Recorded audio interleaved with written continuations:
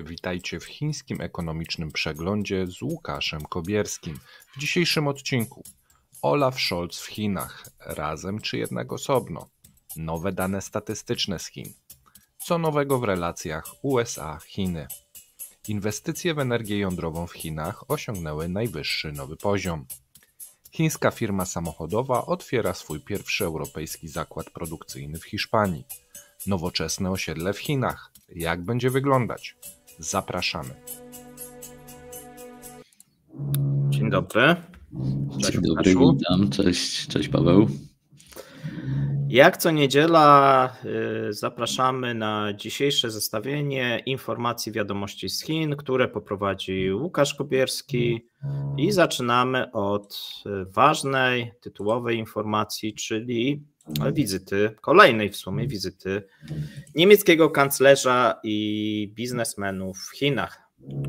Tak jest, sporo się działo, można powiedzieć, wokół i dużo się o tym mówiło, ale co z tego wyniknie, to powiemy sobie za chwilę. Podstawowa informacja jest taka, że w dniach 14-16 kwietnia kanclerz Olaf Scholz odbył 3-dniową podróż do Chin. I co ciekawe, najpierw on odwiedził Chongqing, to jest taki ważny hub produkcji samochodów, ale też dużo przemysłu tam się znajduje. To miasto ma ponad 30 milionów mieszkańców, także sobie porównajmy do Polski, to prawie Polska. I on rozpoczął tą wizytę od wizyty w fabryce produkującej wodorowe ogniwa paliwowe, utworzone przez niemiecką firmę Bosch. Później miał lunch z urzędnikami i potem spotkał się z przedstawicielami studentów tamtejszego uniwersytetu. A nad brzegiem Jangtzy Scholz zapoznał się z systemem monitorowania jakości wody i wykrywania substancji zanieczyszczających opracowanych przez chińskie i niemieckie instytuty badawcze. Z czego czytałem, że to jest bardzo ważne, jeden z tematów współpracy chińsko-niemieckiej. Mówiłeś o tym, że dużo przedstawicieli biznesu pojechało niemieckiego. No to kilku może wymienię. Znaczy, z jakich firm to byli przedstawiciele? Pierwsze Volkswagen, kolejny Mercedes, trzecie BMW. No, znajdźmy zależność, tak? O co chodzi? BASF, ThyssenKrupp, Siemens. Dużo na Belit widzę. Tak. Pierwsza zależność. Tak jest. Siemens, Merck, DHL, Zeiss, Covestro i dodatkowo dodajmy, że ministrowie byli też rolnictwa, cyfryzacji i transportu oraz środowiska. Pojechali, ale widziałem jeden znamienny obrazek na X-ie, jeden z niemieckich ekspertów od polityki zagranicznej Chin wrzucił zdjęcie, gdzie siedzą przedstawiciele tych firm w Chinach i było podpisane, kto tak naprawdę rządzi polityką zagraniczną w Niemczech. Tak. Także było to dosyć interesujące. Mnie bardziej, wiesz, co ciekawi, bo wydaje mi się, że wszystkie ważne firmy pojechały, ale może kogoś zabrakło. Wydaje mi się, że nikogo nie zabrakło, bo przejechał cały przemysł samochodowy i chemiczny, czyli BASF, czyli to są najważniejsze firmy, które współpracują z Chińczykami, więc nie sądzę, żeby kogoś tam zabrakło, w moim zdaniem. Dobrze, idąc dalej. Później odwiedził on Szanghaj, no i tu taki bardziej humorystyczny akcent, bo rozmawiał tam ze studentami na Uniwersytecie w Tongji w Szanghaju. Podobno po niemiecku rozmawiali, więc to chyba jacyś Chińczycy wyselekcjonowani, którzy się uczą akurat niemieckiego. No i jeden z chińskich studentów zapytał Scholza, czy będzie musiał palić konopie indyjskie, jeśli będzie studiował w Niemczech, bo Niemcy zalegalizowały konopie indyjskie. Także takie trochę może dziwne pytanie, ale ono się bardzo przebiło do mediów i znalazło się z zainteresowaniem. Na co Scholz powiedział, że to było zalegalizowane po to, żeby zmniejszyć spożycie jednak, a on jak będzie chciał, no to nie musi palić tych konopi. I Scholz powiedział, że on też sam nie pali. Także takie wyznanie, ale z mniej humorystycznych wątków to on jeszcze tam powiedział, że generalnie uważa, że należy nie naruszać praw autorskich i w ogóle nie należy kopiować. To też tak przestrzegł Chińczyków podczas tego spotkania. I teraz może przejdźmy do ważniejszych części, czyli do spotkania z Xi Jinpingiem i on też się spotkał też z premierem Chin, ale to z premierem to bardziej już było kurtuazyjnie, można by powiedzieć. Najważniejsze było spotkanie z Xi Jinpingiem. Ciekawe też było to, w jaki sposób chińskie media, chińska telewizja państwowa przedstawiała spotkanie i z przewodniczącym, zarówno z premierem Chin, z kanclerzem Olafem Scholzem, bo oni byli pokazywani bardziej, powiedzmy, jako prawdziwi gospodarze, szefowie tych spotkań, a Olaf Scholz trochę jak petent wyglądał na tych zdjęciach i to też przewijało się w chińskich, ale też i w anglojęzycznych mediach społecznościowych, gdzie Olaf Scholz miał swoje ręce tak złożone, tak był skulony, a tu przedstawiciele chińscy mu tłumaczą, jak żyć i tak dalej. Także w telewizji państwowej widziałem, że dziwne kadry były zrobione premiera chińskiego z Olafem Scholzem, gdzie premier chiński był jakoś tak wyśrodkowany bardzo, a Olaf Scholz to był z boku jakoś stał dziwnie, trochę jakby wchodził dopiero w kadr. Nie wiem, dlaczego to tak skadrowano, ale nie widziałem wcześniej takiego sposobu. Nie sądzę, że to jest błąd. Myślę, że to jest jakieś celowe zagranie, pokazanie, kto tu jest na czele. Tak, ale to wiesz co, to tak ociepla ten wizerunek Niemiec, że oni odpowiednią postawę umieli przyjąć, że tutaj wiadomo, kto jest kim w tej relacji, a więc to tak pozytywnie moim zdaniem zostało odebrane przez Chińczyków, jeżeli to oglądali. W tą stronę to tak, gorzej z Unią Europejską jako przedstawienie, bo patrzymy przecież na Niemcy jako główny motor napędowy, albo niektórzy by chcieli widzieć Niemcy jako lidera albo potencjalnego lidera. No tutaj nie ma niestety tego przewodnictwa, stety lub niestety. No zobaczymy to, bo może się Francja tam budzi, więc może oni będą chcieli być liderem, ale to Francja zmienną jest, ja uważam. Ale o czym rozmawiano? No, Xi powiedział, że komplementarna współpraca Chin z Niemcami nie stanowi żadnego ryzyka. I bez względu na to, czy chodzi o tradycyjne dziedziny, takie jak produkcja maszyn, czy samochodów, czy też obszary związane z nowymi technologiami, to oba kraje mają ogromny potencjał współpracy, korzystnej dla obu stron i należy dalej je zbadać. Ale także powinniśmy stronić i powstrzymywać się od wzrostu protekcjonizmu. No tutaj na pewno referował do obecnych wydarzeń w Unii Europejskiej, Komisji Europejskiej, gdzie zaczęto prowadzić różne sprawy przeciwko produktom czy firmom chińskim, które miałyby być dofinansowane przez państwo, ale to mówiliśmy też w poprzednich programach, także zachęcam do włączenia. I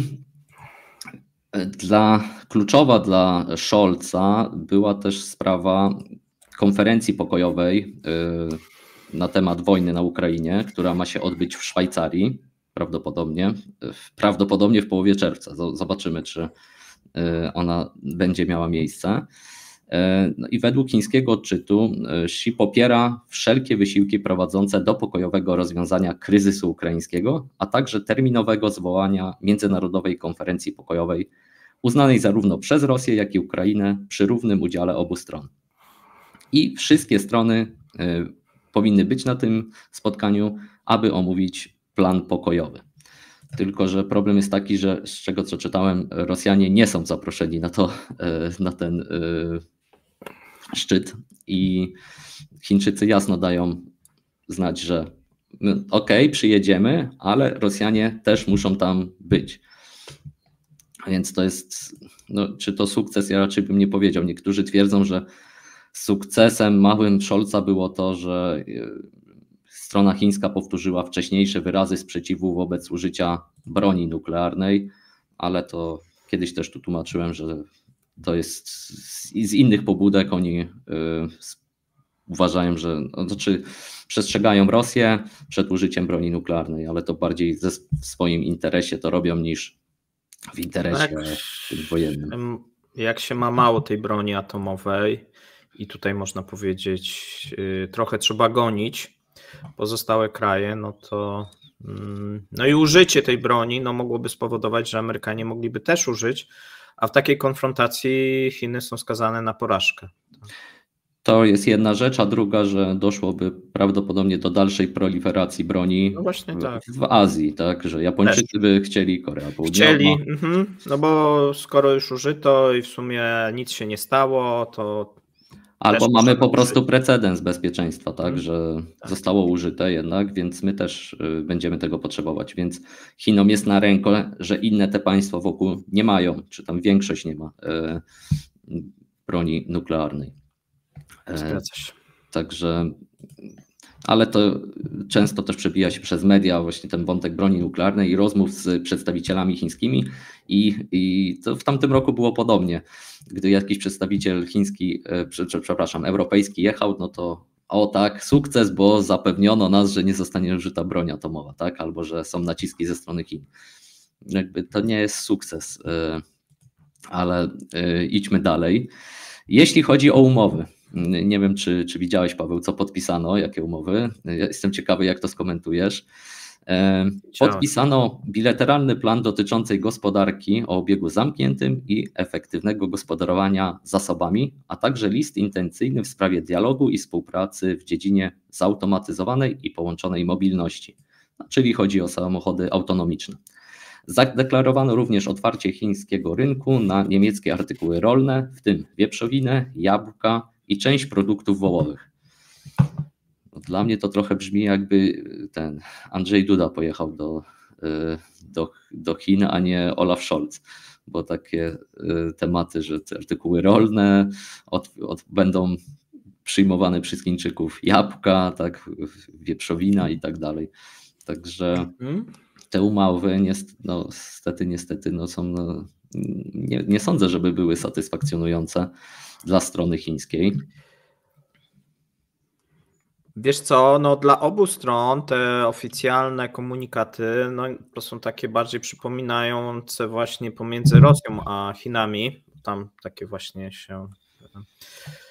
Brakuje tylko jeszcze sformułowań o przyjaźni i sojuszu.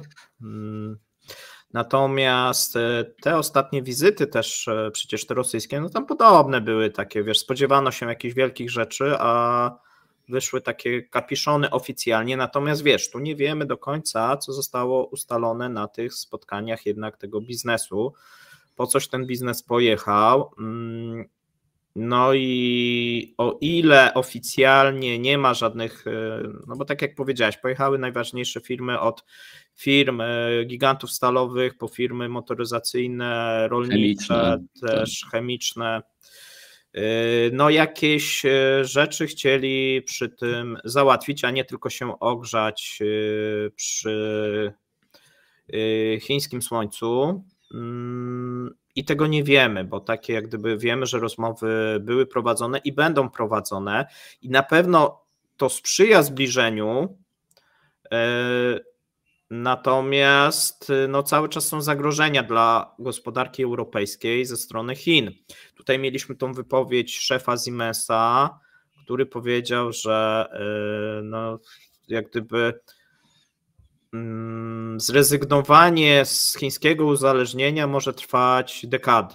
Znaczy to już kiedyś słyszeliśmy wcześniej, tylko w stosunku do rosyjskiego gazu, teraz słyszymy w stosunku do chińskich produktów, tak? Szczególnie jeżeli chodzi, bo tam chodziło o tą zieloną energię i komponenty chińskie, i tutaj jak gdyby głównie akurat firmy z Hiszpanii, tak, bo są głównym dostarczycielem, a niekoniecznie te z Niemiec, natomiast ci Niemcy jak gdyby są bardzo zachowawczy, jeżeli chodzi o jakiekolwiek ograniczenia tego chińskiego napływu produktów, który dla Europy jest coraz większym problemem. Tak, w tym kontekście to jeszcze jedna może wypowiedź Scholza, bo on powiedział, że tak jak w latach 90. bzdurą było ostrzeganie przed samochodami japońskimi czy koreańskimi, tak obecnie nie ma powodu się bać chińskich samochodów elektrycznych. Także ciekawe, co na to Francja, Włochy i inni w Europie. Myślę, że mają inne zdanie. A jeszcze ciekawy jest ten temat automatyzacji i samochodów autonomicznych, współpracy na tym polu, bo wygląda na to, że Niemcy dalej będą kontynuować przedsięwzięcia z Chinami, także w dziedzinie standaryzacji technologii wrażliwych dla bezpieczeństwa. No to może wywołać napięcia ze Stanami Zjednoczonymi, którzy będą na pewno naciskać Niemcy na to, żeby jednak ukrócić współpracę z Chińczykami. No ale niemiecki przemysł i firmy samochodowe widać wyraźnie, że prą w stronę tego, żeby współpracować z Chinami.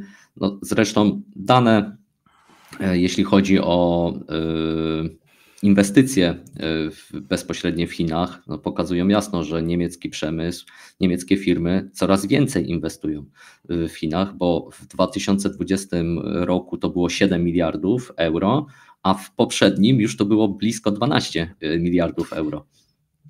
Tak, i można powiedzieć, że tutaj Niemcy idą pod prąd, bo ogólnie inwestycje zagraniczne spadają w Chinach, tak, mamy taki trend, natomiast Niemcy mówią, że być może tak, ale my będziemy zwiększać te inwestycje. No tutaj wiesz, to wynika myślę, że z dwóch rzeczy. Cały czas Niemcy chcą odgrywać jednak tą rolę, według nich uważają, że grają w pierwszej lidze i są. To jest moim zdaniem taki problem, który również Rosja ma, że są na równi ze Stanami Zjednoczonymi, ja wiem jak to brzmi, i Chinami i mogą jak gdyby tutaj balansować pomiędzy pomiędzy Stanami a Chinami i tak balansując są w stanie więcej ugrać niż jak gdyby jasno opowiadając się, no bo tu będą różnego rodzaju, wiesz, tak jak często widzimy, 2 kroki do przodu, 1 do tyłu, informacje, że ograniczamy napływ tych aut elektrycznych chińskich, ale z drugiej strony współpracujemy, ale z trzeciej strony jeszcze coś innego. No ta polityka z naszego punktu widzenia wydaje się bardzo nieczytelna, tak, no bo my nie wiemy jaki jest stosunek do końca Niemców, bo z jednej strony mówią, że współpracujmy, z drugiej strony, ale nie łammy tych patentów intelektualnych, nie? I tu różnego rodzaju obawy, z trzeciej, że być może wprowadźmy jakieś ograniczenia na te chińskie produkty, nie? A więc bardzo nieczytelna, na przykład dla Amerykanów ta polityka, o co tak naprawdę Niemcom chodzi, a Niemcom chodzi o to, żeby gdzieś cały czas się utrzymywać na topie. No nie pomaga obecnie stan gospodarki niemieckiej i brak dynamiki, tak, i brak ożywienia w strefie euro, a szczególnie w Niemczech. No tak, zgadza się. No jeszcze z takich dodatkowych danych statystycznych może dodam, że dla takich firm jak Siemens czy Volkswagen, które zaczęły inwestować w Chinach 40 lat temu, no to Chiny są jednym z głównych filarów biznesu. Na przykład dla Volkswagena same Chiny odpowiadają za 50% światowej sprzedaży. Także nic dziwnego, że oni dalej tam inwestują, bo jeśli coś dla ciebie to jest 50% sprzedaży, no to trudno z tego trochę zrezygnować.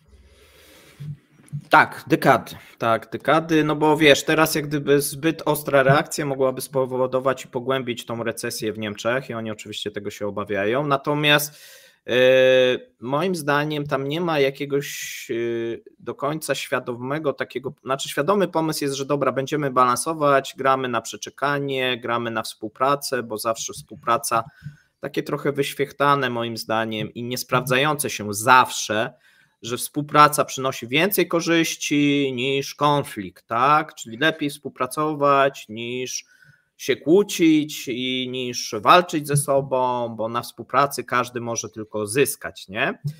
No i często się to sprawdza, natomiast w obecnej sytuacji na świecie niekoniecznie się to musi sprawdzić i niekoniecznie Niemcy, które będą takie miękkie w tej polityce, długofalowo no może się okazać, że brak chronienia, bo z jednej strony rynek europejski często się chroni na przykład przed produktami amerykańskimi, nie? Ale widzimy, że jest brak ochrony i to będzie pewnie, jeżeli się prezydentura zmieni, podnoszone przez Trumpa, brak ochrony bardzo często przed produktami chińskimi, tak, no i widzimy, że to może się skończyć moim zdaniem tragicznie, bo to już się odbija czkawką. No, szczególnie odbija się to na mniejszych firmach, na małych i średnich przedsiębiorstwach w Chinach, które kiedyś były dostawcą dla dużych firm niemieckich wewnątrz, no a ten mały, średni przemysł przenoszony jest właśnie do Chin, ale to nie tylko mały i średni, bo też badania, sektor badań nad nowymi technologiami też to jest przenoszone. Tak. Buduje huby w Chinach. Niemcy przynajmniej to robią. Tak, a więc widzimy, Niemcy idą pod prąd. Do czego to doprowadzi, oczywiście nie wiemy. Ja jestem tutaj bardzo sceptyczny w stosunku do tej polityki. Uważam, że ona jest szkodliwa dla samych Niemiec, zresztą często to postrzegałem. I znowuż chwilowa, to bardzo często w Niemczech jest, bo tak naprawdę polityka, bardzo słusznie zauważyłeś, polityka zagraniczna, zobacz, jest realizowana albo przez koncerny niemieckie, albo w sumie tak od 100 lat, tak? To się chyba nie zmienia, tak? Niezależnie kto rządzi, a więc nawet 100 lat możemy się cofnąć do tyłu i zobaczymy, że te koncerny niemieckie no tutaj bardzo ważną rolę odgrywają. No i widzimy, tak jak ty powiedziałeś, tak, Volkswagen, duży rynek zbytu, no nie możemy przecież zrezygnować, tak, no bo przecież co się stanie z Volkswagenem, co się stanie z Thyssenem, co się stanie z BASF-em, tak, z Bayerem, no i wszystkimi, i oni mówią, nie, no musimy tutaj współpracować, jeszcze pogłębiać tą współpracę, ale jeżeli popatrzymy na gospodarkę europejską i nawet gospodarkę Niemiec, to widzimy, że jest coraz większa nierównowaga, więc tu mamy junior partnera niestety, a tu mamy coraz poważniejszego gracza, jeżeli chodzi o Chiny. Dobrze, to może przejdźmy już do kolejnego tematu. Tutaj się o Scholzu i o Niemczech i Chinach się rozgadaliśmy. Okej, kolejny temat to różne dane statystyczne, ale też mam jeden wątek związany z chińskimi giełdami, ale najpierw te dane, jeśli chodzi o wzrost PKB, bo według najnowszych danych na pierwszy kwartał tego roku PKB wzrosło o 5,3 punktów procentowych rok do roku, czyli o 1,6% tam więcej w porównaniu z czwartym kwartałem 2023 roku. Także są to dosyć optymistyczne dane, bo zazwyczaj ta chińska gospodarka przez ostatnie lata miała tak, początki miały trochę gorsze, ale jakoś tak nadganiali końcówkami, drugą połową roku, przynajmniej jak ja to obserwuję, a tu pierwszy kwartał bardzo dobrze wystartowali. I też jeśli spojrzymy na inne dane, to między innymi całkowita wartość dodana przedsiębiorstw przemysłowych wzrosła tam o 6,1%, górnictwo, wartość dodana w górnictwie wzrosła, w wielu w ogóle aspektach, czy w produkcji i zaopatrywania w energię elektryczną też o 7%. Tu mamy masę tych różnych danych, generalnie one wyglądają bardzo dobrze, no, co prawda przygotowywane przez chińskich statystyków, czy inwestycje w infrastrukturę wzrosły o 6,5%. Bezrobocie w miastach, no bo ono jest tylko badane w miastach, wynosi 5%. Eksport też rośnie, całkowita wartość handlu zagranicznego. No nie. Przynajmniej eksport spada. Przynajmniej ja mówię to, co podają właśnie chińskie media. Tak, bo oni wtedy używają często w juanach. Nie, eksport spada, słuchaj, oni to co podają, to samo co Rosjanie. Dla mnie to jest też niesamowite, mówią, że w stosunku do lutego eksport wzrósł z 220 do 280. No i teraz wszystko fajnie, tylko w marcu 2023, zaraz sobie sprawdzę, był 303, jeszcze sprawdzę, poczekaj. W dolarach, tak? 302, tak, niecałe 303 miliardów dolarów, tak, a teraz mamy, słuchaj, 279, 280, a więc mamy spadek rok do roku, no jeszcze trzeba uwzględnić, że mamy pewną inflację, tak, jednak, nawet jeżeli to mierzymy w tych dolarach. A to, co podają, to tak samo jak Rosjanie, porównują luty do marca. No to zawsze luty, który jest krótszy, no będzie gorzej wypadał. No Wiesz, Paweł, ja chciałem tylko to przedstawić tak, że bo oni podają na przykład w jednym akapicie taką informację, że całkowita wartość handlu zagranicznego wyniosła tam 11 bilionów juanów, co oznacza wzrost o 5% rok do roku, ale dalej tam są jeszcze inne dane i dalej jest tak. W marcu całkowity handel zagraniczny spadł o 1,3% rok do roku, a ogólna wartość eksportu też spadła tam o 4%. No właśnie. Także to jest tak, można sobie dane dobierać tam w tym urzędzie statystycznym chińskim, jak się chce. Zawsze się znajdzie coś pozytywnego, a jak ktoś chce, to znajdzie też bardziej negatywnego. Ale wiesz co, złośliwi dobra, mów. Bo ja już chciałem przejść już do innej kwestii z giełdą związaną, ale to jeszcze tutaj tak bym dodał, że złośliwi zawsze mówią, jeżeli patrzymy na chińskie PKB, że trzeba odjąć 5% i wtedy będziemy mieli to faktyczne. Ja bym gdzieś, możemy się z tego śmiać, ale gdzieś bym tutaj widział, tak, jeżeli chcemy się gdzieś porównywać do innych krajów, bo bardzo często w momencie, kiedy ten produkt krajowy brutto jest poniżej 5%, no to mamy takie oznaki w wielu innych obszarach takiej recesyjnej gospodarki, nie? Faktycznie i tak moim zdaniem jest faktycznie, natomiast no, tu można powiedzieć, że minimalnie przekracza 5, a więc ta gospodarka gdzieś jest w tym momencie, jak dla mnie, w stagnacji. Zresztą mieliśmy jeden odcinek na ten temat, jak inni eksperci zagraniczni liczą PKB chińskie i oni twierdzili, że ten wzrost za poprzedni rok to tam może był 1-2%, a niektórzy twierdzili, że jednak tam jest stagnacja albo nawet są na minusie. Tak, no mówię, no są tacy, którzy mówią zawsze odejmuj 5, to wtedy będzie mniejszy ból głowy i łatwiej wszystko zrozumieć, tak jak w przypadku Rosji, trzeba tą inflację sobie tam dodać 1 albo 2 z przodu i wtedy te liczby staną się bardziej zrozumiałe, tak? No bo wtedy zacznie wszystko się gdzieś tam powiedzmy spinać.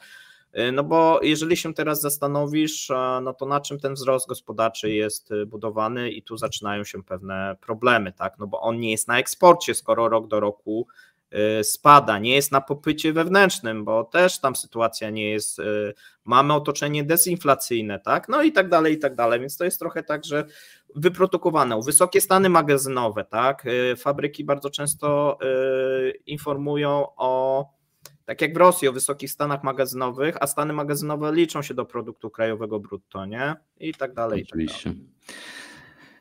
A jeszcze jeden kamyczek do tego, co mówisz o tych danych różnych, że mogą być one niezbyt optymistyczne dla Chin, to jest informacja, że chińskie giełdy zaprzestaną od połowy maja podawać dane o wolumenie obrotów w czasie rzeczywistym. I ruch ten ma według władz ograniczyć zmienność na rynku. I chociaż dzienne dane będą nadal dostępne po zamknięciu rynków, ale to musi oczywiście budzić jakieś obawy o przejrzystość informacji w Chinach, jak to będzie dalej wyglądało. I te dane w czasie rzeczywistym dotyczą kupna, sprzedaży i całkowitego obrotu akcji typu A. No, czyli te akcje typu A to są akcje spółek z siedzibą w Chinach, którymi się obraca właśnie w RMB czy w juanach, tak? I wcześniej ten handel był ograniczony głównie do inwestorów krajowych ze względu na ograniczenia dotyczące inwestycji zagranicznych. No i do momentu uruchomienia połączenia handlowego z giełdą w Hongkongu dostęp do nich tylko mieli wykwalifikowani zagraniczni inwestorzy instytucjonalni. No tak, a trzeba powiedzieć, po co jest to robione, tak? No bo tutaj jest jak gdyby ukryty pewien cel, bo jakby było właśnie tak dobrze z tą chińską gospodarką, to ta giełda chińska i hongkońska no, przeżywałaby rozkwit, tak? No bo coraz lepiej jest, nie? A jednak tutaj mamy cały czas, można powiedzieć, bessę na tej chińskiej giełdzie. No i sytuacja wcale nie jest moim zdaniem na ten moment dobra. Próbuję się tutaj nie publikować tych danych, no bo dane jak gdyby wolumenowe też pokazują tak, jedno jest podstawowe, w którym szczególnie jeżeli ma się je na bieżąco, kto kupuje, kto sprzedaje, jakie są zlecenia. No jeżeli do tego nie będziemy mieli dostępu, no to trudno jest przede wszystkim spekulować, tak, na tej giełdzie i shortować. Jest utrudnione shortowanie tej giełdy, bo ma się mniejszą wiedzę. No i to zdaniem władz jak gdyby ma przeciwdziałać kolejnym po prostu spadkom. Tak, tu jeszcze zacytuję ekspertów z Nikkei Asia. Oni twierdzą, że dane w czasie rzeczywistym mają kluczowe znaczenie dla zarządzania funduszami, zwłaszcza funduszami hedgingowymi. No właśnie, w celu oceny właśnie płynności i terminowej realizacji zleceń. I są one szeroko wykorzystywane przez chińskie i zagraniczne media do raportowania nastrojów zagranicznych inwestorów w godzinach handlu. No a takie posunięcie może też osłabić atrakcyjność inwestycyjną chińskich rynków akcji, a także pozycję Hongkongu jako takiej bramy do Chin. Tak, no bo oni chcą utrzymać ten takie lekkie ożywienie właśnie z tego pierwszego kwartału, no różnego rodzaju takimi moim zdaniem akcjami, no i nie chcą powrócić, no nie chcą jak gdyby, żeby te spadki powróciły, tak, no mówimy tutaj zarówno właśnie o tej giełdzie kontynentalnej, jak i tej giełdzie hongkońskiej, tam mamy no kilka jak gdyby indeksów, które jeżeli chodzi o ten rok, tak, no to zachowywały się, tak jak mówię, różnie, troszeczkę widzimy poprawę, natomiast no ja widzę tu moim zdaniem duże zagrożenia, jeżeli chodzi o inwestowanie w papiery chińskie. Okej, dobrze, to idziemy dalej z tematami, bo nazwałem tam część co nowego w relacjach USA-Chiny, dlatego że jest kilka tych informacji, co się działo. Oczywiście było tego więcej, ale takie wybrałem moim zdaniem najciekawsze. I pierwsza rzecz to sekretarz obrony USA Lloyd Austin rozmawiał ze swoim odpowiednikiem, czyli ministrem obrony Chin. I jest to najwyższy poziom komunikacji wojskowej, jaki został wznowiony pomiędzy obydwoma krajami. Według odczytu rozmowy ze strony Pentagonu wiemy, że rozmawiali o wojnie na Ukrainie, na temat Korei Północnej, działalności na Morzu Południowochińskim i polityki USA wobec Tajwanu. Czyli w zasadzie taki standard. I co ciekawe, no to ostatnia taka rozmowa na tym szczeblu miała miejsce w 2022 roku. W pierwszej połowie tego 2022 roku, bo później był wyjazd ówczesnej spikerki Izby Reprezentantów Nancy Pelosi, która odwiedziła Tajwan i od tego czasu Chiny stwierdziły, że nie będą rozmawiać z Amerykanami na tym poziomie. No też tam były inne kwestie, bo poprzednik teraz jest ministrem obrony narodowej admirał Dong Yun, a wcześniej był Li Shangfu i z kolei ten Li Shangfu też Chińczycy stwierdzili, że nie będą rozmawiać, czy Li Shangfu nie będzie rozmawiać z przedstawicielami amerykańskimi, dlatego że Li Shangfu był ukarany sankcjami przez rząd USA za swoją rolę, której wcześniej on tam pełnił w sprzedawaniu i w kupowaniu uzbrojenia od Rosjan, za co trafił na listę sankcyjną Stanów Zjednoczonych. Ona nie została zdjęta, no to Chińczycy powiedzieli, no to jeśli nie zdejmujecie, to my z wami na tym poziomie nie rozmawiamy. Jedynie tam doszło podczas konferencji w Singapurze, Shangri-La, takiej konferencji dużej bezpieczeństwa w Azji, doszło do uściśnięcia sobie dłoni. Oni siedzieli tak niedaleko siebie, ale tam za bardzo nie rozmawiali, z czego co słyszałem. I co jeszcze można dodać? No, znalazłem informację, że od listopada amerykańscy urzędnicy twierdzą, że Chiny zaprzestały niebezpiecznych zachowań wokół sił amerykańskich. Więc na tym poziomie jest jakieś pewne ocieplenie, chociaż już widzę, że Chińczycy poszli bardziej, no, może tak może atakują, to za duże słowo, ale nie nękają tych sił amerykańskich, ale z drugiej strony przerzucili się bardziej na Filipiny i na to, co się dzieje na Morzu Południowochińskim.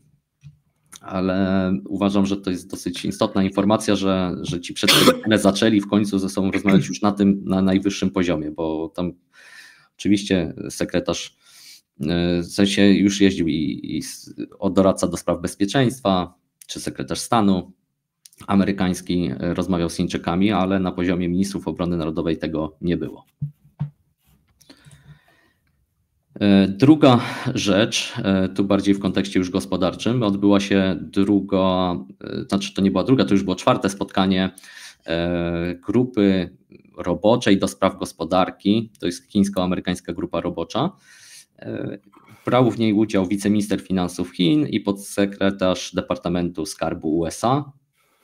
Była też tam sekretarz skarbu Janet Yellen. To spotkanie odbyło się w Waszyngtonie, więc Janet Yellen dopiero była w Chinach w poprzednim tygodniu, a teraz kolejna runda rozmów gospodarczych między Amerykanami i Chińczykami.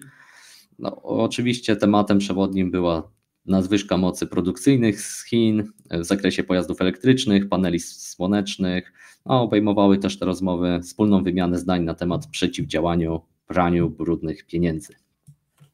I strona chińska wyraziła zaniepokojenie ograniczeniem gospodarczym i handlowym ze strony Stanów Zjednoczonych w stosunku do Chin, ale obie strony podtrzymały to, że należy utrzymać komunikację. Także mieliśmy, powiedzmy, małą serię rozmów na ten temat, ale w kontekście może dalej gospodarczym, idąc dalej, no tutaj na plan wychodzi Joe Biden, bo on zgłosił taką propozycję, aby potroić istniejącą stawkę celną na chińską stal i aluminium. No właśnie, w końcu o tym mówimy. Bo to czekałeś, tak? Rozumiem. Tak. I obecnie ta stawka na stal i aluminium wynosi 7,5% i ona była nałożona jeszcze przez Trumpa. No teraz Biden by chciał, żeby ona wynosiła ponad 22%. Ludzie tak twierdzą eksperci, że ona miała być, znaczy ona została, ta informacja upubliczniona przed jego wizytą w Związku Hutników w Pittsburgh w ramach kampanii reelekcyjnej w wahającym się stanie Pensylwania. Tam jest duży przemysł stalowy i on tam też mówił później, że nie możemy tam naszego przemysłu sprzedawać w rękę, nie mówił Chińczyków, ale tam w ogóle zagranicznych firm, bo tam też Japończycy chyba chcieli kupować te firmy albo mają część udziałów. I taki krok został podjęty, no i ma być dochodzenie na podstawie artykułu 301 z ustawy tam o handlu z 1974 roku, związane z zapoznaniem się z poważną i niepokojącą sytuacją właśnie związaną z nieuczciwym i nierynkową polityką i praktykami rządu chińskiego w celu dominacji w sektorze morskim, w logistyce i stoczniowym. Podało biuro USTR, czyli to jest biuro do spraw handlu Stanów Zjednoczonych. I to dochodzenie na podstawie sekcji 3.1 sprawdza, czy działania polityka lub praktyki obecnego rządu są nieuzasadnione lub dyskryminujące oraz czy obciążają lub ograniczają handel w USA. I petycja w ogóle ma 137 stron plus setki różnych dokumentów. Co ciekawe, w ogóle została złożona w marcu tego roku, ale tak światło dzienne ja dopiero zobaczyłem właśnie po tej deklaracji Bidena związanej z cłami. Potencjalnymi cłami, tak, na stal i żelazo. Tak, i teraz byśmy przeszli sobie troszeczkę na ten temat podyskutowali, ale zanim to zrobimy, to zapraszamy na konkurs. Tutaj stali widzowie wiedzą, o co chodzi. Podajemy dwie części hasła. Ja teraz podaję pierwszą, Łukasz podaje na koniec drugą. Poprawne odpowiedzi trzeba wysyłać na konkurs kremlinki@gmail.com. Do udziału w konkursie zapraszamy osoby, które wspierają kanał, patronów, osoby, które wspierają na YouTubie. Tym razem mamy ładny chiński kubek, a pierwsza część hasła na dzisiaj to kubeczek. Dobrze, będę później kubeczek, a teraz sobie, słuchajcie, przejdziemy właśnie do dyskusji, bo ważne, bardzo ważne wydarzenie, czyli te cła na produkty, na chińskie aluminium, tu bardziej chodzi nawet nie na samo surowe aluminium, tylko na chińskie produkty, tak, czyli na te półfabrykaty, jeżeli chodzi o chińskie aluminium. I taką mamy zbieżność, że najpierw wprowadzono, zauważmy, cła na rosyjskie aluminium, potem Stany Zjednoczone, Wielka Brytania ograniczyły to rosyjskie aluminium. No i teraz mamy kolejną tutaj właśnie zapowiedź, kolejne cła, tym razem właśnie na Chiny. Jaki efekt będzie? No efekt będzie taki, że oczywiście spółka amerykańska Alrosa rośnie po tych informacjach, a więc tutaj jeżeli ktoś się tego spodziewał lub miał informacje, to odpowiednio zarobił. Natomiast oprócz tego bardzo duży problem dla Rusala i dla Deripaski, no bo Chiny oprócz krajów zachodnich to główny odbiorca rosyjskiego aluminium. No i teraz jeżeli te cła zostaną tutaj wprowadzone na chińskie produkty, no to nie trzeba będzie tyle rosyjskiego aluminium, trzeba będzie go mniej zakupić. Oczywiście można coś robić na magazyn, natomiast jest tam problem.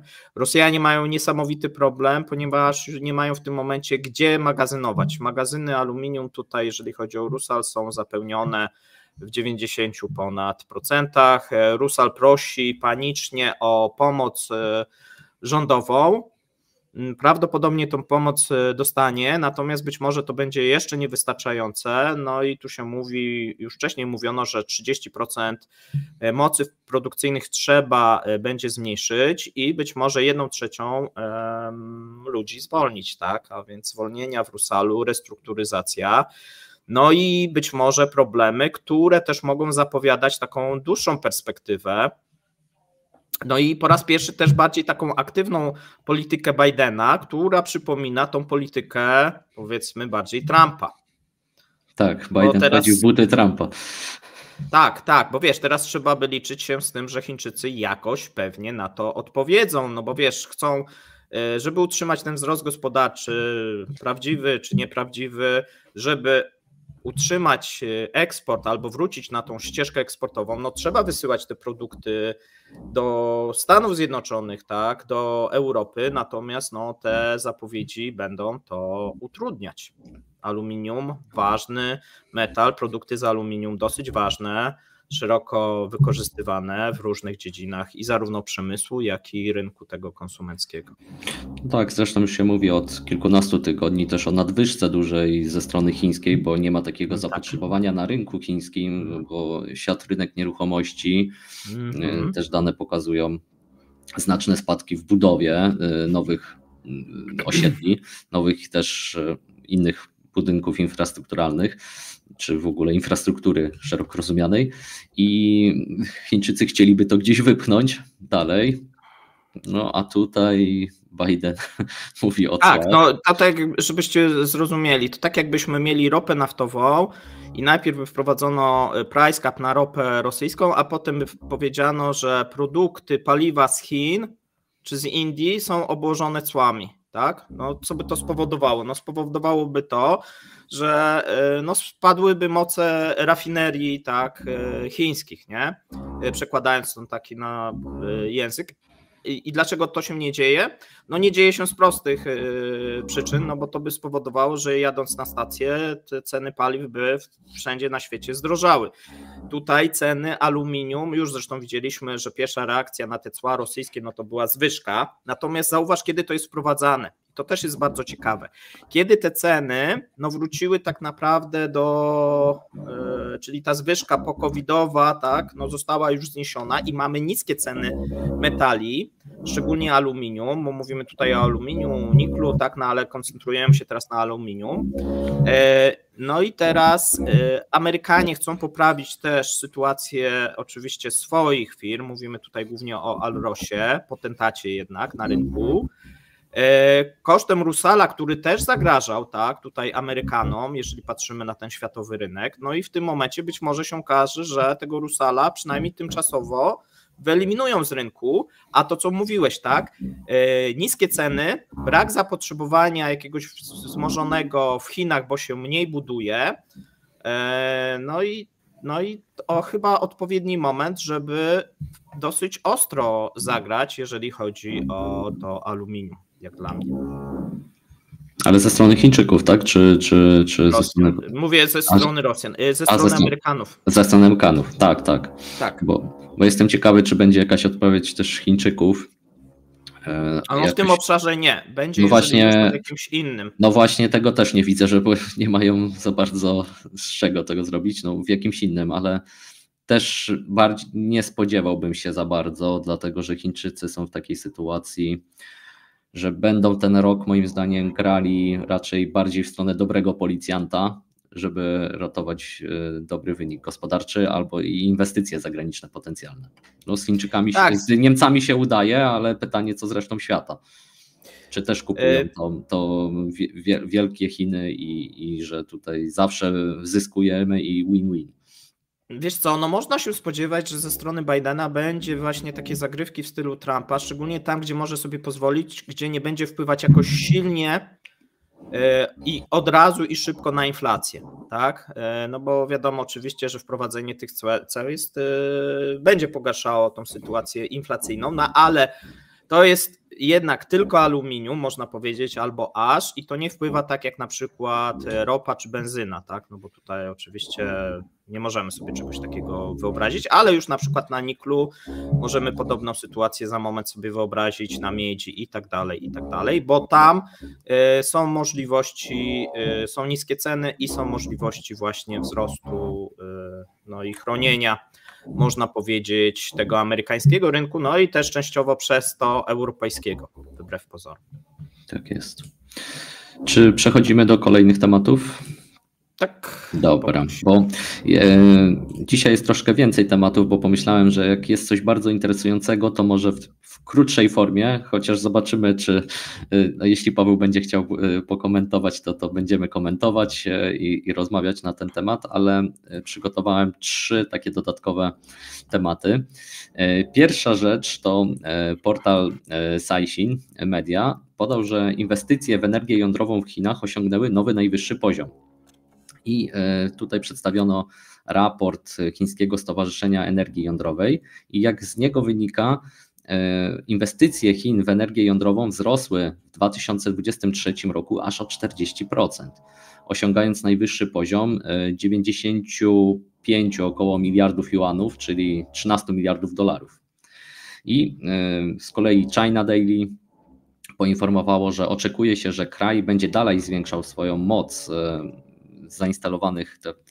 zainstalowaną moc elektrowni jądrowych, która będzie stanowić 10% całkowitej produkcji energii w Chinach w 2035 roku. Teraz to jest około 5%, więc jest ambitny plan w przeciągu 10 lat jakby to o 100% zwiększyć. I oczekuje się, że w 2060 roku udział energii jądrowej osiągnie aż 18%. Co będzie odpowiadało obecnemu średniemu poziomowi członków Organizacji Współpracy Gospodarczej i Rozwoju, czyli OECD. Czy jakiś komentarz, Paweł, do tego? Energii jądrowej w Chinach. Wiesz co, akurat myślę, że oni to będą jak gdyby rozwijać, tak? Natomiast jak to będzie dalej? Myślę, że wszystkie formy będą rozwijane, tak? Zarówno ta zielona energia, jak i energie jądrowe tradycyjne. Widzimy, że jak gdyby udział energii jądrowych i tych zielonych w Chinach się zwiększa z roku na rok, tak? Więc tutaj myślę, że... Zdecydowanie tak. Mam w planach jakiś jeden odcinek o tym miksie energetycznym w Chinach, bo dużo już różnych mitów na ten temat, że oni to tam już tylko zielona energia praktycznie, ale Chiny na węglu stoją, bo ja bym powiedział, i węgiel jest bardzo istotny w miksie energetycznym w Chinach. Tu słuchaj, takie drobne sprostowanie, bo ja cały czas mówiłem Alrosa, tak? Alcoa oczywiście, natomiast nie wiem, Alrosa mi się cały czas pewnie skojarzyło, tak? Z uwagi tak na Rosję, tak? Dobrze. To... Tak, bo mamy jak gdyby kilku takich producentów właśnie, Alcoa, tak, Rusal, mamy też chińskie te Xinfa, tak, no i oczywiście mamy tutaj jeszcze największą firmę, tak, no to jest to, nie wiem czy dobrze mówię, bo to jest też chińska, czyli Chalco, tak. Musiałbym zobaczyć litery, to przeczytam. Się pisze, tak, Halco. No to może być, tak, tak, może Halco a więc tutaj o Alcoa, nie Alrosy, tak, a więc już nie będziemy tego modyfikować, przepraszam. Tak. Dobrze, dajcie znać, czy byście chcieli posłuchać o miksie energetycznym w Chinach, jak to wygląda, albo jak to się zmieniało w czasie. Te informacje dodałem, bo widać długoterminowe plany Chińczyków w tym względzie, także próbują dojść do takiego poziomu państwa OECD w tej energii jądrowej, bo w odnawialnej to w wielu przypadkach to już przeganiają, ale to też związane jest z tym, że no, postawili na to energię odnawialną w swoich inwestycjach, no, panele słoneczne, turbiny wiatrowe, no, i chińskie te podzespoły no, zarżnęły niestety europejski przemysł w tym temacie. No, teraz troszkę się budzi Unia Europejska, że może by sprawdzać kwestie subsydiów i tak dalej, ale to już myślę, że za późno, ale to inny temat. Ale dalej kolejna rzecz, też związana właśnie z Chinami i Europą, no to chińska firma samochodowa Chery otwiera swój pierwszy europejski zakład produkcyjny w Hiszpanii i podpisała umowę joint venture z hiszpańską firmą EV Motors na produkcję samochodów w Katalonii. I te samochody będą produkowane jeszcze w tym roku. Wcześniej ta fabryka należała do japońskiego producenta samochodów Nissan i ta fabryka została zamknięta w 2021 roku. Rozpoczną pierwszą produkcję samochodów, tak jak mówiłem, w drugiej połowie tego roku. Nazwa samochodu to będzie Omoda. Ja nie znałem tej marki, sobie poszukałem w internecie. No, oni robią i samochody i elektryczne, ale też robią i spalinowe. Nie znalazłem niestety informacji, co oni będą produkować dokładnie, czy to będą te elektryczne, czy spalinowe. Ja bym obstawiał, że raczej będą elektryczne, a może jakieś hybrydy, ale raczej elektryczne jakby miał obstawiać, no, ale nigdzie nie było takiej informacji. Jeśli chodzi o rynek samochodowy, to w Hiszpanii, no to pojazdy elektryczne stanowią zaledwie 12% hiszpańskiego rynku, co jest poniżej średniej europejskiej. Średnia europejska wynosi 14%. W Niemczech, które dużo zainwestowały w pojazdy elektryczne, one stanowią teraz 25% sprzedaży nowych samochodów, tak dla porównania. I ta firma chińska Chery prowadzi też rozmowy z Włochami w sprawie uruchomienia produkcji samochodów, też tam w którejś z fabryk. A tam z kolei we Włoszech no, sprzedaż samochodów elektrycznych stanowi tylko 4% rynku. Także no, jeszcze gorzej niż w Hiszpanii.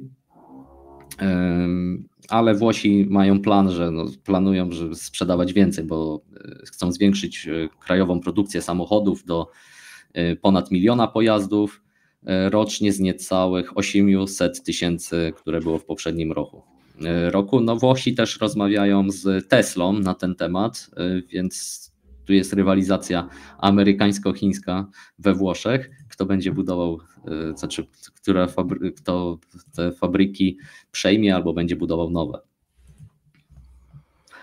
Tak. Wiesz co, no tak widzimy jedną rzecz, że na tej transformacji energetycznej, no to w tym momencie i dzięki niej Chiny dosyć mocno wygrywają, można powiedzieć, w odpowiednim momencie odpowiednie decyzje wiele firm podjęło. No i widzimy to na rynku europejskim, gdzie myślę, że za moment no te chińskie marki będą coraz mocniej się rozpychać. To jest nieuniknione, no chyba że właśnie Unia Europejska wprowadzi jakieś zakazy, no bo to jest chyba tylko jedyna możliwość, żeby wprowadzić zakazy na marki chińskie. I co ciekawe, tutaj Niemcy będą tym hamulcowym, który będzie sprzeciwiał się tym zakazom, bo Co by oznaczały te zakazy na rynku europejskim? Oznaczałyby zakazy na rynku chińskim dla marek niemieckich zapewne. To jest tak. oczywiste. Tak, a więc no, trudna sytuacja. No i w sumie nie wiem, w którym to kierunku zmierza, no bo jeżeli tego rynku nie ograniczymy, no to jeżeli chodzi o produkty w zakresie samochodów, to za moment będziemy mieli być może Tesla się ostanie i 10, może nie tak jak w Rosji, że mamy Ładę i 10 marek chińskich, bo to będzie pewnie duży proces, czy tam nawet więcej już teraz. Jedna białorusko-chińska, tak, czyli to Bell. Czy BID, tak? Nie wiem, bo nie wiem co. Nie wiem, Belgeli, tak? Czy aha, Belgeli jakieś. Też Geely, mówię Belgeli, Geely, tak? Okay. Tylko robią z Białorusinami, to nazywa Belgeli, tak? Okay. Ta marka. A więc no, sytuacja moim zdaniem fatalna, tak? Dla tych marek europejskich i również dla tych niemieckich, a więc nie za bardzo wiem, na co oni liczą, no bo wiesz, być może w Niemczech nie otworzą fabryki Chińczycy, no ale otworzą w Hiszpanii, we Włoszech. Na Węgrzech. Tam. No i na Węgrzech. O właśnie, Węgry przecież tam bardzo mocno współpracują. Węgry to już tam nie wiem już ile tych fabryk akumulatorów to już. W Polsce tak. W Polsce tak samo przecież ma być. No i za moment będzie sytuacja taka, że no te chińskie marki będą, nie wiem ile tańsze, ale będą tańsze. 30% na razie się. No na razie. Na razie, tak. Na razie, teraz. Wiesz, ale to tak jak w Rosji, tak? Jak Chińczycy zrobili na początku roku upusty, no to tam ta sprzedaż tych chińskich marek po prostu wystrzeliła, tak? No bo zrobili wyprzedaż z zeszłego roku, żeby wyczyścić sobie tam te magazyny. No i wszystko prawie się sprzedało, tak, jeżeli chodzi o pierwszy kwartał, tak. No i tak można Rosja jest akurat specyficznym przypadkiem obecnie. No ale wiesz, jak będzie różnica, jednak wiesz, 30, 40, a być może w którymś momencie mówi się nawet, że 50% w cenie, a te produkty nie będą, no to będzie trochę tak jak sytuacja z tymi właśnie azjatyckimi samochodami, które też przecież zdobyły ten rynek europejski. W dużej mierze mówimy na przykład o koreańskich, tak, czy japońskich dzięki dwóm rzeczom, cenie i jakości, tak, no bo one często nie odbiegały. Też amerykański. Tak, i amerykański, nie, a więc tu myślę, że po prostu Chińczycy kopiują te wcześniejsze rozwiązania, które były stosowane na przykład przez Koreańczyków, nie.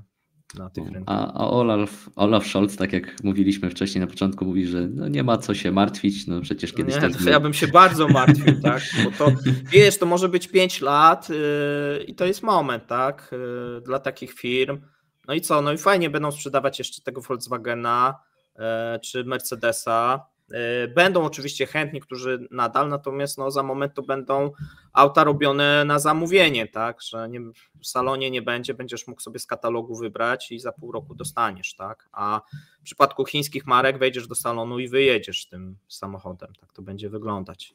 Zgadza się.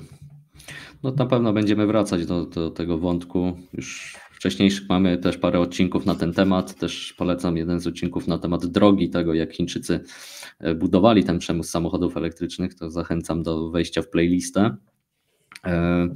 A teraz ostatni temat, który przygotowałem, wydał mi się dosyć ciekawy, bo w takim mieście Zhuhai, to jest prowincja Guangdong, to jest południowe Chiny i to miasto jest, powiedzmy tak trochę jak nad Makao, czyli tam macie Hongkong, Makao i ten Zhuhai jest wyżej.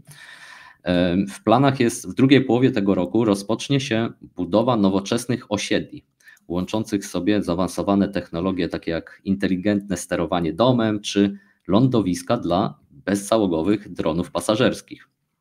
Bo w planach jest taka firma, chyba Xipeng się nazywa, kiedyś też rzucałem na mojego Xa te ich produkty, w sensie ten dron, dronosamochód można powiedzieć, coś w tym stylu. I on przechodzi różne tam certyfikacje w Chinach, żeby go dopuścić do ruchu. No i są na dobrej drodze. No i co ten projekt tego tych nowych osiedli no, wskazuje na to, że jest szansa na coś takiego. Wydało mi się dosyć to interesująca ta informacja, bo program nosi nazwę Technologia Huafa Plus i to są tam, mają być tam generacja przyjaznych nowych domów i ma być to nadzorowane przez przedsiębiorstwo państwowe Zhuhai Huafa Group. W projekcie biorą też udział m.in. Huawei, SF Express i Ehang.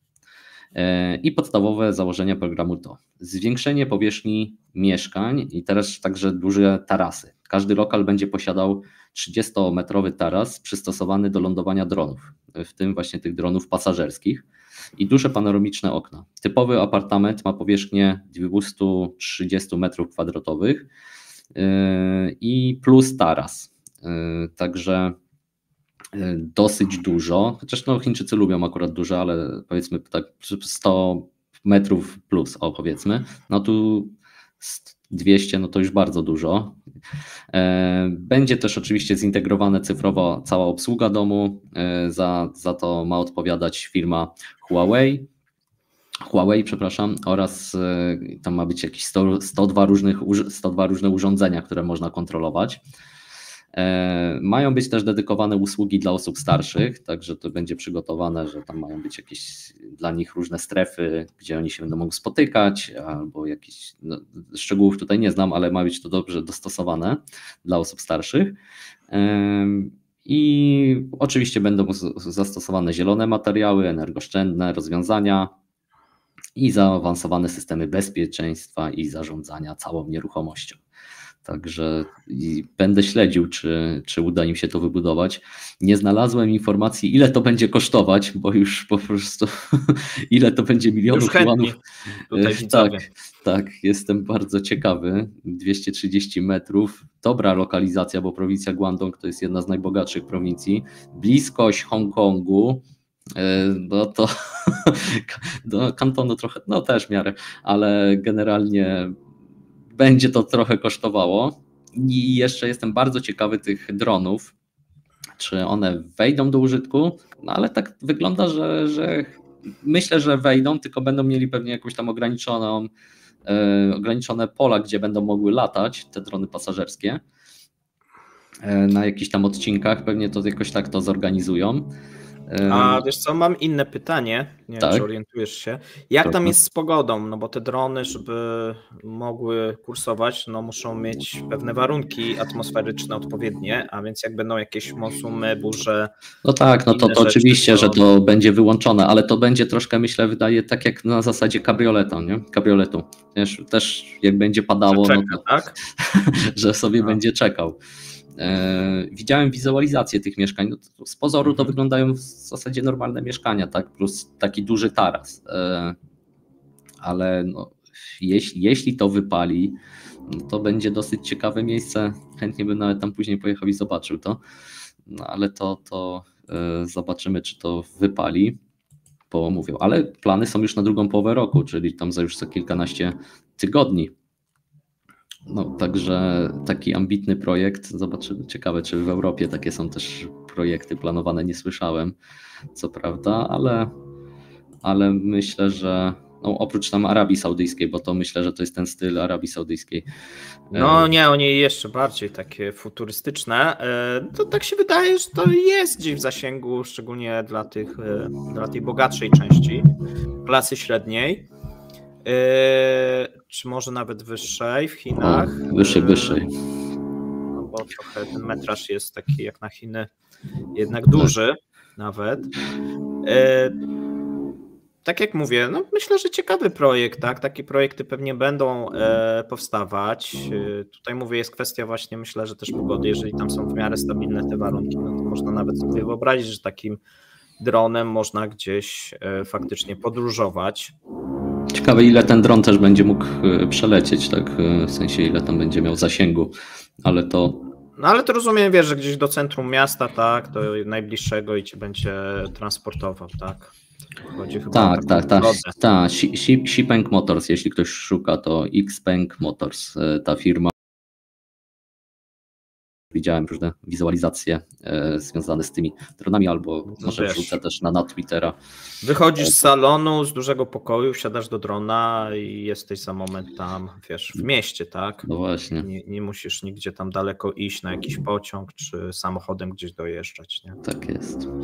Dobrze, słuchajcie, to z mojej strony wszystko na dzisiaj, takie informacje. Czekaj, jeszcze druga część hasła, tak? A tak, pamiętam o haśle. Tak, dobra, to nie mogę powiedzieć pierwszego, a to może powiem różowy. No. Różowy. Tak, słuchajcie, tam mam różowe kwiatki, to może żeby pasowało. Tak, dzisiaj będziecie pić w różowym. My zapraszamy, słuchajcie, na kolejny odcinek informacji z Chin za tydzień. Dzisiaj dziękujemy widzom, dzięki Łukaszu za poprowadzenie dzisiejszego materiału. Jeżeli macie pytania, to zadawajcie, a ja na koniec mam jednak do Ciebie pytanie. Proszę. Jeszcze takie w bonusie. Jasne. Słuchaj, mam pytanie, bo ja nie znalazłem, ale Ty bardziej siedzisz w tych Chinach. Jest komentowane to, co się dosyć mocno komentuje w Rosji, czyli te odmowy kolejnych chińskich banków płatności z Rosji, tym razem w juanach, no bo mieliśmy taką, można powiedzieć, zacieśnianie nieformalnych sankcji chińskich wobec rosyjskich firm. Na początku roku, po wprowadzeniu tego dekretu Bidena, nie można było robić przelewów w dolarach, no ale dobra, to zrozumiałe. Potem okazało się, że chińskie banki przestały przyjmować i obsługiwać ruble. Okay. Ale teraz doszło nawet do tego, że chińskie banki nie chcą od rosyjskich firm juanów i mówią, że 80% w tym momencie transakcji jest zwracanych lub odrzucanych. Co się w ogóle mówi gdziekolwiek? Znaczy, takie tematy, które są sporne w relacjach chińsko-rosyjskich, to one nie są podnoszone w chińskich mediach. Jakby najogólniej mówiąc, no to w chińskich mediach możemy jeszcze czytać takie informacje tylko, że Chiny są neutralną stroną, tak, wojny i oni też nie przekraczają żadnych sankcji i tyle, ale nie wchodzi się w szczegóły. Tak, że jest taki temat, że jest taka sprawa, tu z bankami, tu z wymianą walut, problemów tak, w tym zakresie, także to nie ma. Nie? Jest duży poziom ogólności, bo nie chcą też psuć, w sensie oni z jednej strony pokazują się, że chcą współpracować z Rosjanami, że Rosjanie są naszymi przyjaciółmi, no a jednak to by pokazywało, że no tak do końca nie jest. No wręcz można powiedzieć po Indiach, które zaczęły odmawiać rosyjskiej ropy, tak, mówimy o ESPO i Sokole, no bo doszło do tego, że nawet zamówienia bo tam wygląda najczęściej, problem jest z importem towarów głównie z Chin w tym momencie, jeżeli chodzi o pierwszy kwartał i jeżeli chodzi o kwiecień, bo to się jak gdyby zaostrzyło i to wygląda najczęściej tak, że firmy muszą robić przedpłaty, żeby cokolwiek ściągnąć z Chin. No i oni nie mogą zrobić tych przedpłat.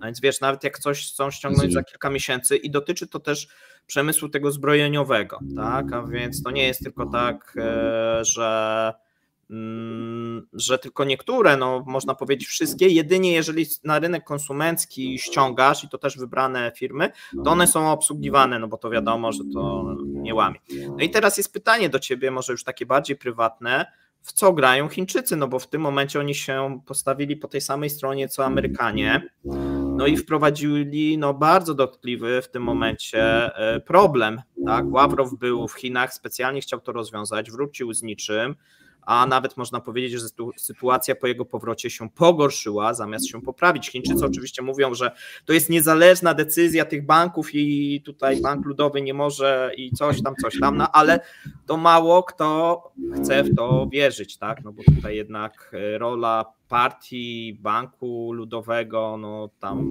nie można mówić o jakiejś niezależności, tak? Zgadza się. Tych banków. Znaczy ja myślę, że dwie rzeczy. Jedna to jest presja na Rosjan, żeby kończyć tą wojnę, albo żeby przyspieszyć działania ofensywne na froncie, żeby oni w końcu byli w takim stanie, żeby usiąść do rozmów pokojowych. Tak? Bo to też będzie dobrze grało dla Chińczyków. Druga rzecz, jest szereg wizyt w tym roku i strony amerykańskiej w Chinach i też Xi Jinping będzie leciał do Francji, na Węgry i do Serbii. No to akurat Węgry i Serbia w tym akurat kontekście nie jest istotna, ale do Francji, Scholz był w Chinach, Duda też będzie w Chinach w czerwcu. Tak jak mówiłem, dużo przedstawicieli amerykańskich będzie w tym półroczu w Chinach. I to jest też pokazanie, że słuchajcie, no jednak podejmujemy różne działania też w kierunku tego, żeby ta wojna się zakończyła, tak? Ale my za to wymagamy pewnych spraw, na przykład tu dzisiejsze cła na stal, o których omawialiśmy. No to słuchajcie, my tu podjęliśmy taki krok, no to te cła, to może byście jednak nie nakładali. Nie? Myślę, że oni to sobie liczą, bilansują, tak, gdzie by najmniejszą stratę poniosą ze strony Rosji, tak na to wygląda, biorąc pod uwagę ten rok, ile różnych działań zostanych podjętych przez Komisję Europejską, przez Amerykanów, które są kontynuowane, które są przeciwko Chinom i oni więcej na tym stracą. A ta wojna tak długoterminowo nie gra na korzyść Chińczyków, tak? Czyli ja już myślę, że oni już po kilku miesiącach już nie grała na korzyść Chińczyków, ale trochę musieli iść w tą grę, ale to już dla Chin w obecnej sytuacji gospodarczej to za dużo, tak? I za długo to trwa. Więc ja bym tak to ocenił, że oni w coś takiego grają. Tak, bo my dyskutowaliśmy z Markiem Meissnerem, bo to nas mocno oczywiście interesuje w temacie tym rosyjskim. Tutaj ja wskazywałem na to, co ty mówisz, że Chińczykom zależy, żeby jakiś rozejm, pokój nastąpił, no i żeby przypadkiem, moim zdaniem, zbyt dobrze ta ofensywa letnia nie poszła Rosjanom, bo wtedy może być trudno. Okay. Tak, bo zhardzieją i będzie trudno tak nakłaniać ich do tego pokoju. A tutaj jakieś szanse pewnie są na ten, przynajmniej może nie na pokój, ale na rozejm, bo do tego Chiny chyba by najbardziej dążyły, bo dla nich taki rozejm w stylu Korea Północna, Południowa byłby pewnie najbardziej korzystny, bo można by było handlować, a sytuacja nadal byłaby gdzieś tam napięta i zarówno Rosja byłaby cały czas musiałaby być w gotowości, jak i pewnie Ukraina i Zachód. Co by odciągało jednak od tego Pacyfiku przynajmniej część tutaj tych sił. Natomiast to, co Marek wskazywał, no to być może właśnie bo my tylko patrzymy na tą Rosję, ja przynajmniej często, a zapominamy o tych Stanach Zjednoczonych, że może tu bardziej też chodzi o właśnie stosunek Stany Zjednoczone-Chiny, tak? Czyli my tam trochę Rosji przykręcimy, ale właśnie, no właśnie, tak, może coś tam ze strony amerykańskiej będzie jakieś ustępstwo, tak, szczególnie, że tak jak mówiłem, zbliżają się te wybory, no i tutaj Biden coraz bardziej w niektórych tych posunięciach przypomina bardziej Trumpa niż Bidena. No tak, no musi trochę mieć przepływ wyborców Trumpa. No musi pozyskać, tak, no. Tak, szczególnie wiesz, jak jedzie do Pittsburgha, tak, gdzie tam ta Alcoa ma siedzibę i mówi, że teraz będą cła na chińskie, no to tam to jest oczywiste, że wiesz, zdobywa, że tak powiem, popularność, tak, no i oni mówią, no w końcu, nie? Tak. Prawda, trochę późno, no ale w końcu jest tutaj jakaś pozytywna informacja dla nas. Jasne, dzięki za pytania, Paweł, i też za twoje komentarze dzisiaj. No, dziękuję w takim razie jeszcze raz, słuchajcie, przyjemnej niedzieli, trzymajcie się, do zobaczenia za tydzień. Tak, do zobaczenia, cześć. Cześć. Dziękujemy za obejrzenie do końca. To dzięki Wam ten kanał ma szansę się rozwijać tak jak dotychczas. Pamiętajcie, lajki, subskrypcje, komentarze pomagają nam rosnąć. Jeszcze raz dzięki, do zobaczenia.